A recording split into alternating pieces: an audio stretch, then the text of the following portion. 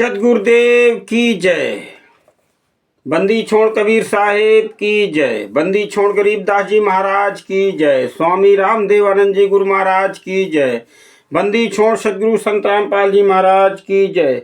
सर्व संतों की जय, सर्व भक्तों की जय, धर्मी पुरुषों की जय। श्री काशी धाम की जय, श्री चुरानी धाम की जय, श्री करौथा धाम की जय, श्री बरवाला धाम की जय। सत साहिब दंडवतम गोविंद गुरु की बंधु अभिजन सोए, पहले भय प्रणाम तीन नमो जो आगे होए। गुरु को करता हूँ दंडवत की कोटि कोटि प्रणाम, चरण कमल में राखिए मैं बांधी जाम गुलाम। कुत्ता हूँ गुरुदेव का मुतिया, मेरा नाम गले प्रेम की रस्सी, जहाँ खैचूं दा जाऊं। तो करो तो बावरूं, दूर दूर करूं सो जाऊं, जो राखो त्यों ही रहूं, जो दूं सो खाऊं। बंदी छोड़ दयाल जी कि तुम लंग हमरी दौड़, जैसे काग जहाज का कि सूझत और नठौर। साधु माई बाप है कि साधु भाई, बंद साध मिलावे राम से, काटयम के फन सब पदवी के मूल है कि सकल सिद्ध है। तीर दास गरीब सतपुरुष बजो की अभिगत कला कबीर, बिना धनी की बंदगी के सुख नहीं तीनों लोक, चरण कमल के ध्यान से गरीब दास संतोष। महर्षि वामदेव की पावन भूमि से मैं राकेश कुमार वर्मा अपने परम पूज्य सदगुरुदेव जी के साथ हुए षड्यंत्र का खुलासा करने के लिए ज्ञान अमृत एवं षड्यंत्र का विष नामक पुस्तक के माध्यम से पुनः अपने उन मंद बुद्धि के भाई बहनों के बीच उपस्थित हूँ, अपने आंदोलनकारी भाई बहनों के साथ। जो मंद बुद्धि के लोग इन मनवस राष्ट्रीय समाज सेवा समिति के गुंडों के साथ में लगे हैं लगभग 11 साल से, जिन मनवस राष्ट्रीय समाज सेवा समिति के गुंडों ने बरवाला कांड की घटना को अंजाम दिया और आश्रम के अंदर 5 महिला एक बच्चे की पीट करके हत्या कर दी और आरोप सदगुरुदेव जी पर लगा दिया। माननीय न्यायाधीश महोदय के न्यायालय में जाकर के कोर्ट के अंदर गवाही दी, जिनके लोग मरे हैं उनसे भी गवाही दिलवा दी और खुद भी गवाही दी कि हमने संत रामपाल जी महाराज जी के कहने पर भक्तों को बंधक बनाया, वहाँ 5 महिला एक बच्चे की डंडे से पीट करके हत्या की। वो डंडे भी वहाँ पर उपलब्ध करवाए गए और इन्हीं के कहने पर हमने सारा कुछ किया है जो भी षड्यंत्र वहां पर हुआ है।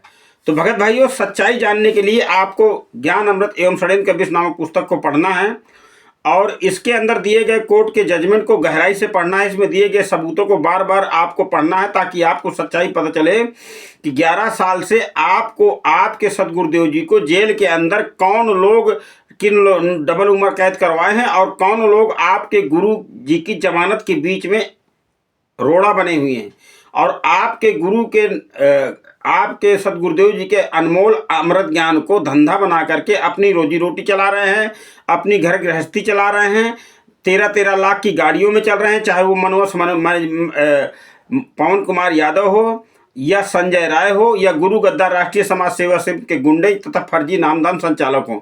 अब मैं आपको ज़्यादा कुछ न कहते हुए इस पुस्तक के 193 नंबर पन्ने पर ले चलूँगा और उस पर जो कुछ सच्चाई है माननीय वकील साहब के द्वारा लिखी गई है उसको मैं आपके समक्ष करूंगा।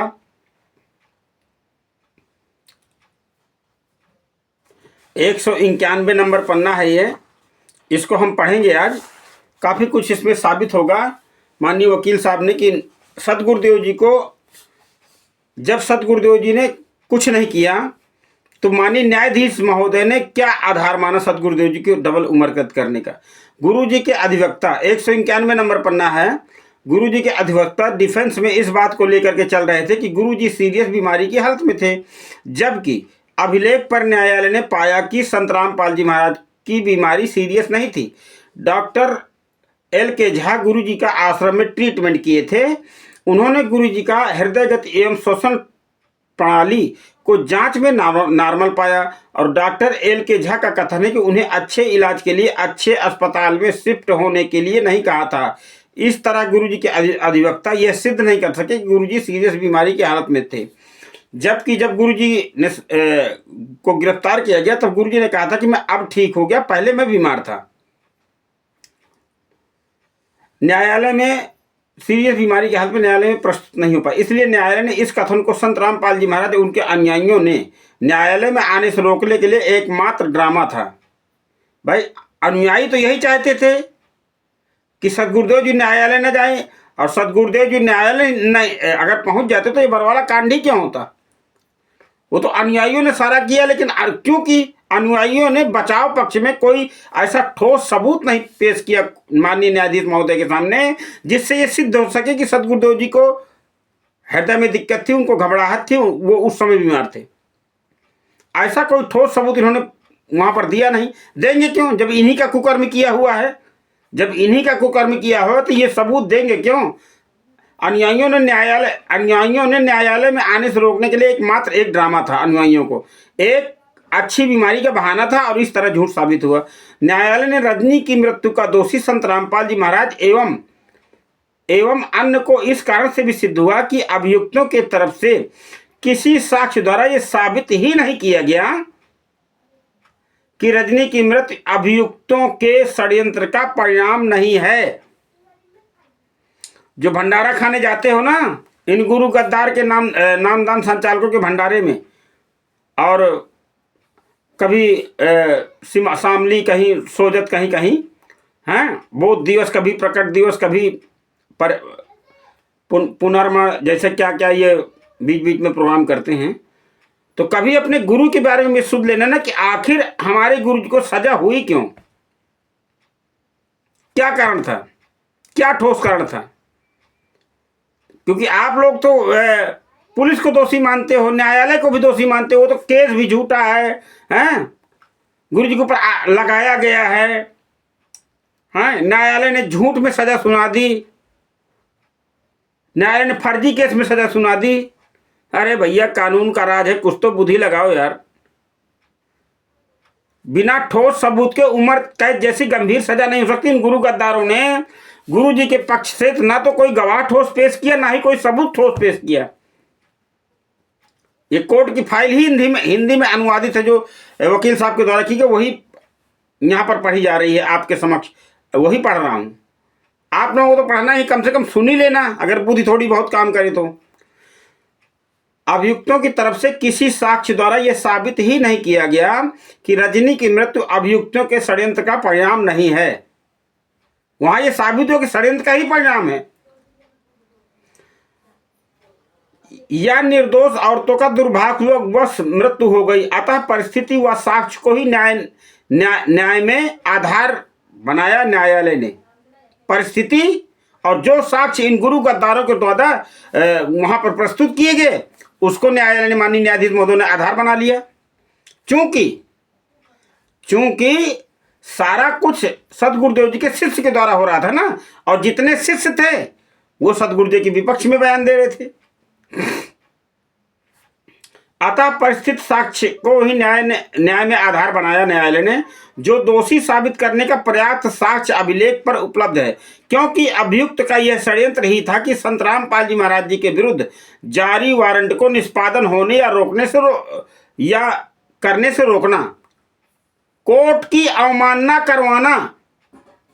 इन गुरु गद्दारों का यही तो कोशिश रही कि सदगुरुदेव जी न्यायालय ने, अगर सदगुरुदेव जी न्यायालय पहुंच जाते तो इनको तो पुरखे उतर आते, सदगुरुदेव जी को कुछ नहीं होता, फिर तो ये लोग फंसते सारे। लेकिन इन्होंने एड़ी चोटी का जोड़ लगा दिया कि गुरु जी को न्यायालय न जाने पाए, यहां तक कि सदगुरुदेव जी को जान से मारने का भरसक प्रयत्न किया। लेकिन ये तो सदगुरुदेव जी के एक आम इंसान मानते हैं, उनकी बुद्धि इतनी ही काम करती है। और परम संत तो, जैसा कि परम संत सदगुरुदेव जी अपने ज्ञान में बताते हैं कि संत तो परोपकारी होते हैं, संत तो जीवन बचाने का काम करते हैं। जैसे वो बिच्छू का और संत का उदाहरण परम पूज्य सदगुरुदेव जी ने दिया था कि बिच्छू डंक मारा था, संत उसको बचाने का काम कर रहे थे।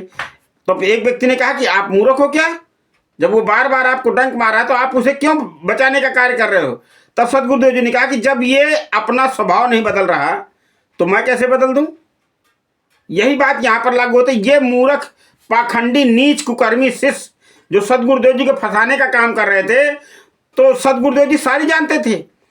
क्योंकि हमारे सबके अंदर भी आया कि यार जब सरेंडर ही करना था तो पहले क्यों ना कर दिया। जैसे माननीय वकील साहब ने पीछे जिक्र किया, राजकुमार और डॉक्टर ओम वो था उमा शंकर वगैरह जो 3 गए थे, उन्होंने प्रश्न किया था कि जब सरेंडर ही करना था सदगुरुदेव जी को तो 18 नवंबर से पहले ही कर देते। लेकिन उनको क्या पता कि सदगुरुदेव जी को बंधक बनाया गया। तो यहां पर सदगुरु यही इसीलिए कहते हैं कि 4 युग सदगुरु के साथ रहने का मौका मिले तो भी सदगुरु की महिमा को समझा नहीं जा सकता। तो सदगुरुदेव जी की किस परिस्थिति में थे ये किसी को पता था क्या? अब फिर सदगुरुदेव जी ने बताया क्यों नहीं कि ये गुंडे हैं सारे, ये षड्यंत्र कर रहे हैं? जैसे काशी के अंदर चौपड़ के बाजार में सदगुरुदेव ने बोतल में गंगा जल भरा था, किसी को बताया था क्या कि मैं गंगा जल भर के हाथी पर निकलूंगा गणका माई को बैठा करके, आप लोग शराब मत समझना? लेकिन उस गंगा जल को शराब हम लोगों ने समझा ना, क्योंकि परमात्मा एक तीर से अनंत शिकार खेलते हैं। जरूर नहीं कि वही उसी तरह की लीला वो बार बार करेंगे। तभी कहा था अगर इतना आसान होता सतलोक जाना, जैसे आप लोग आसान समझ रहे हो, तो ये पृथ्वी खाली हो गई होती। अब आपको बताते हैं कि न्यायालय ने, आगे वकील साहब बताते हैं कि न्यायालय ने न्याय को इस दलील पर नहीं बनाया जा सकता, न्यायालय ने न्याय को इस दलील पर, माननीय न्यायाधीश महोदय कह रहे हैं कि न्याय को इस दलील पर नहीं बनाया जा सकता कि एक निर्दोष को सजा देने से बेहतर है कि 100 दोषियों को छोड़ना पड़े। यानी संविधान कहता है, हमारे भारतीय संविधान, कि भले ही 100 अपराधी बच जाए लेकिन एक निर्दोष को सजा ना हो।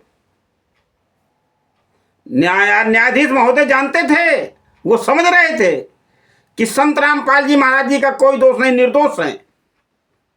लेकिन गुरु गद्दार, बलजीत लहरी, पुरुषोत्तम सैनी, महेंद्र, ये के जितने ये गुर्गे थे, वीरेंद्र मनोज, ये इन लोगों ने कोई साक्ष्य ही कोर्ट के अंदर पेश नहीं किया ना गुरु जी के बचाव पक्ष में, ना कोई ठोस सबूत दिया, ना कोई ठोस गवाह दिया। आगे क्या न्यायाधीश महोदय कहते हैं कि भले ही 100 दोषियों को छोड़ना पड़े तो छोड़ दी जाए, लेकिन दोषियों को छोड़ देना कानून के अनुसार न्याय नहीं है। यानी परिस्थितियां ऐसी हैं जो सब कह रहे हैं कि इनके कहने से हमने बंधक बनाया, इनके कहने से हमने कोर्ट को हाईजैक किया। तो दोषियों को छोड़ना पड़े तो दोषियों को छोड़ देना कानून के अनुसार न्याय नहीं है। एक न्यायाधीश केवल यह देखने के लिए नहीं होता है कि किसी निर्दोष व्यक्ति को दंडित नहीं हो, बल्कि यह भी देखना होता है कि किसी एक भी दोषी व्यक्ति बचने न पाए। यानी किसी निर्दोष व्यक्ति को दंडित ना हो। भाई कोई निर्दोष व्यक्ति दंडित ना हो, लेकिन इसका मतलब यह नहीं कि कोई दोषी भी बच जाए, क्योंकि संदेह का लाभ था ही नहीं वहां पर।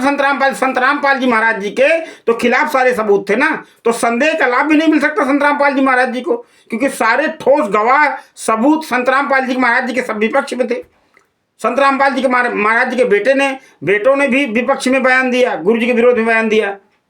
तब तो माननीय न्यायाधीश महोदय कह रहे हैं कि इसका मतलब ये नहीं है कि दोषी भी बच जाए। भाई एक भी दोषी ने भी ना बचने पाए और निर्दोष को सजा ना हो।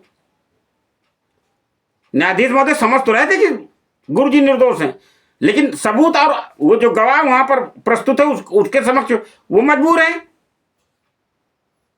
भाई कानून के आधार पर सजा हुई, दंडित नहीं, बल्कि ये भी देखना होता है कि किसी एक भी दोषी व्यक्ति बच ना पाए। दोनों का सार्वजनिक कर्तव्य है कि एक न्यायाधीश के लिए, दोनों सार्वजनिक कर्तव्य है न्यायाधीश के लिए, यानी दोनों पहलुओं पर गहन विचार करना।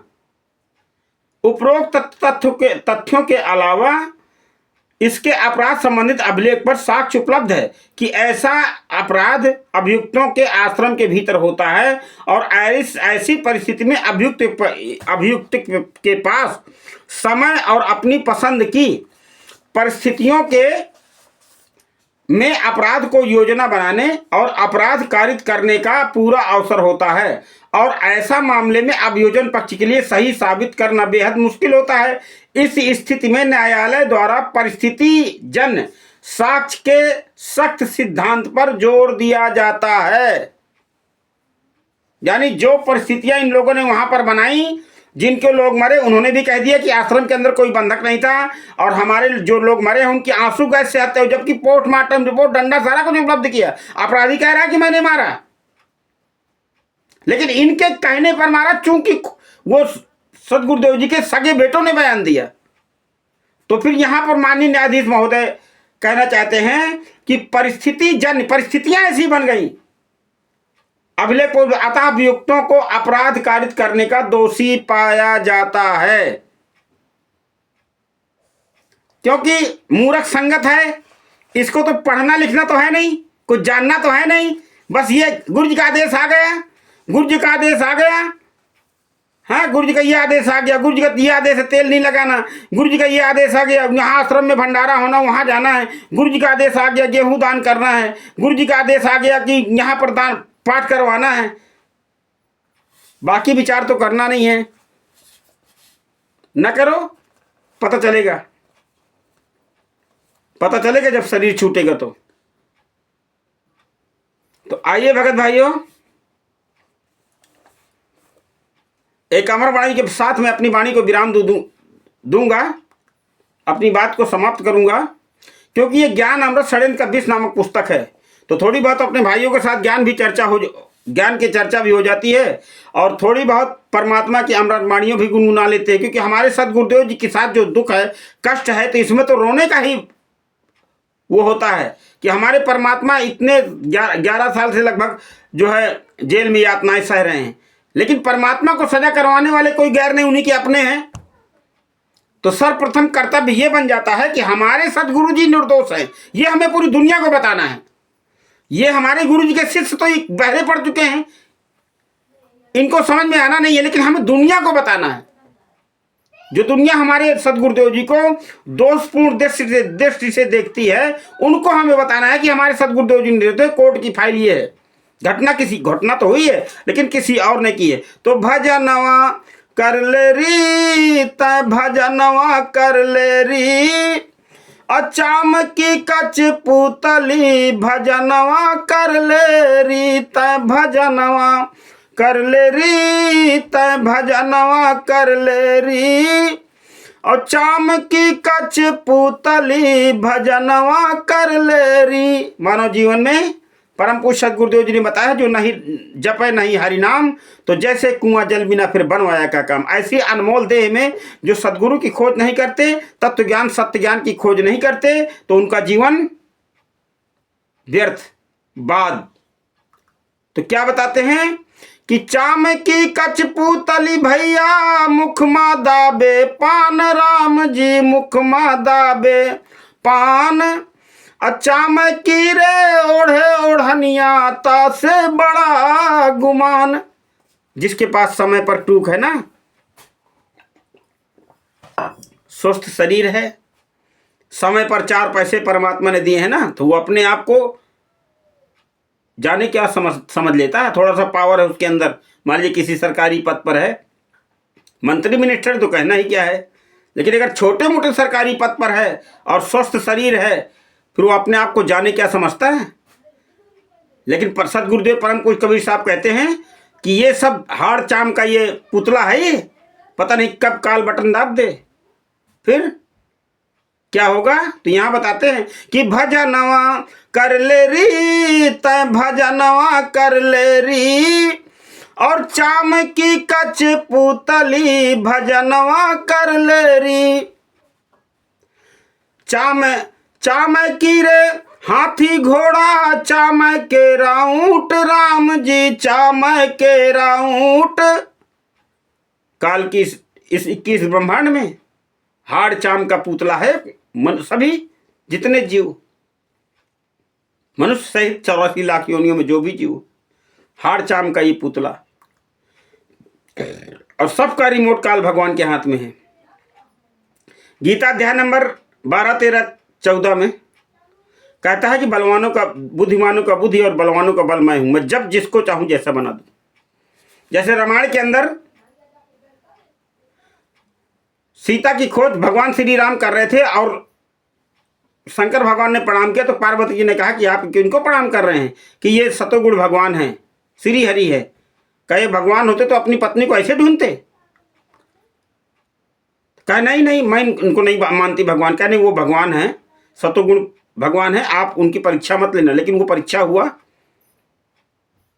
तब वहां पर पहचान गए, वहां तो पहचान गए सीता जी का रूप रखे हुए पार्वती जी को, और उधर सीता जी को खोज में लगे हुए कि कौन ले गया, लोगों से पूछ, मतलब खोज जारी थी।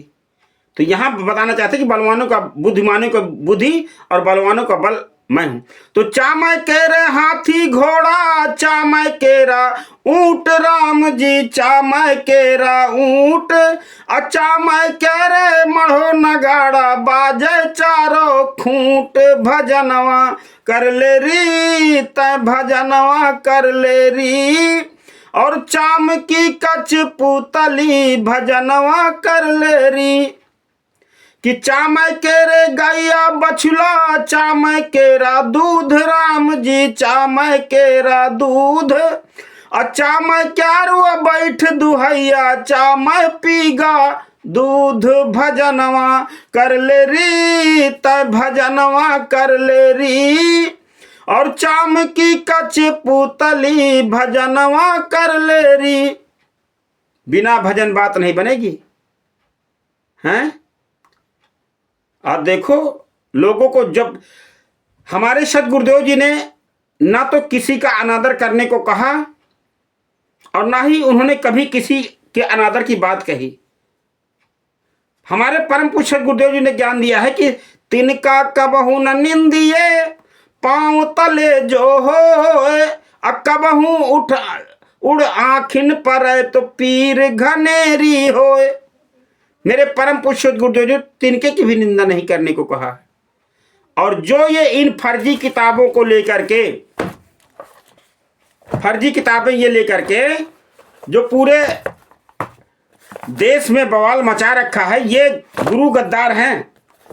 गुरु गद्दार राष्ट्रीय समाज सेवा समिति के लोग हैं जो इन फर्जी किताबों में बेहद अश्लील बात लिख करके ज्ञान गंगा, भक्ति से भगवान तक, अंधश्रद्धा भक्ति खतराए जान, और ये गीता जयंती की आड़ में गीता का अपमान, ऐसी ये किताबें लिख करके संत रामपाल जी महाराज जी के नाम से पूरे दुनिया में सदगुरुदेव जी को बदनाम करने का काम कर रहे हैं। इसमें हमारे सदगुरुदेव जी को कोई दोष नहीं है। हमारे परम पूज्य सदगुरुदेव जी ने सबका सम्मान करना सिखाया है। किसी को अपमान, स्वप्न में भी अपमान करने का, अनादर करने का ना तो आदेश दिया, ना ही ऐसा उन्होंने कोई ज्ञान दिया है। हमारे सदगुरुदेव जी ने कहा है कि कोड़ी हो कोई संत बंदगी कीजिए, अहो बेस्या के विश्वास चरण चित दीजिए। हमारे परमात्मा ने तो ऐसा अनमोल ज्ञान दिया है। हमारे परमेश्वर ने ज्ञान दिया है कि हृदय कमल मां बसत हैं और ब्रह्मा विष्णु महेश, अब प्रथम इनकी वंदना फिर सुन सतगुरु उपदेश। परम पूज्य सदगुरुदेव जी ने अपनी अमृत वाणी में कहा है कि इनका भी ज्ञान, इन्हीं से हमें जब जाना है आगे, तो हमें इनका अनादर नहीं करना है, इनका भी सम्मान करते हुए हमको आगे जाना है। जैसे पतिव्रता स्त्री परमेश्वर ने बताया कि ज्वाइंट फैमिली में रहती है, सम्मान सबका करती है, देवर जेठ जेठानी, देवर देवरानी और सास ससुर का, लेकिन पूजा पति की करती है। तो मेरे परम पूज्य सदगुरुदेव जी ने बताया है कि हमें सभी देवी देवताओं का, ब्रह्मा विष्णु महेश आदि आदि सभी का सम्मान करते हुए हमें पूजा परमात्मा की करनी है, बस इतनी सी बात है। लेकिन इस चीज को इन्होंने, गुरु गद्दारों ने, अपने मनमाने आचरण के कारण हमारे सदगुरुदेव जी के ज्ञान को इन अश्लील भाषाओं से मिक्स करके, ये मिलावटी पुस्तकें छाप करके ये पूरी दुनिया में हमारे सदगुरुदेव को बदनाम करने का काम कर रहे हैं। तो हमारा सभी सरकारों से और माननीय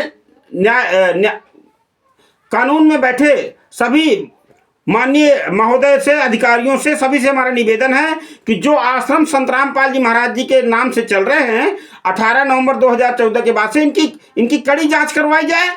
और जो लोग इसको चला रहे हैं, जब गुरुजी जेल में है, तो किस आधार पर ये आश्रम चल रहे हैं? या तो राजनीतिक संरक्षण को मिला हुआ है, नहीं इतने सबूत सोशल मीडिया में, इनको क्यों नहीं बंद करवाया जा रहा है? इनको तत्काल प्रभाव से बंद करवाना चाहिए। जो ऐसी बेहद मिलावटी पुस्तकें लिख करके अन्य भाई बहनों की, जो हमारे अन्य धर्म के भाई बहन हैं, उनके भावनाओं को भड़का रहे हैं, तो इनको बंद करवाने का काम जो है, सरकार से हमारा निवेदन है कि जल्द से जल्द किया जाए, ताकि देश में भ्रमता की स्थिति न फैले। क्योंकि माननीय वकील साहब जिन्होंने ये पुस्तक के राइटर हैं शशिभूषण दास जी ने कहा है कि ये भ्रमित ज्ञान, यानी ये किताबें जो इस तरह के भड़काऊ होती हैं, ये इसको बताया है कि परमाणु बम जैसे खतरनाक होते हैं ये, क्योंकि किसी के विचारों को का हनन करना, उनके विचारों को भड़काना, उनकी आस्था पर चोट करना।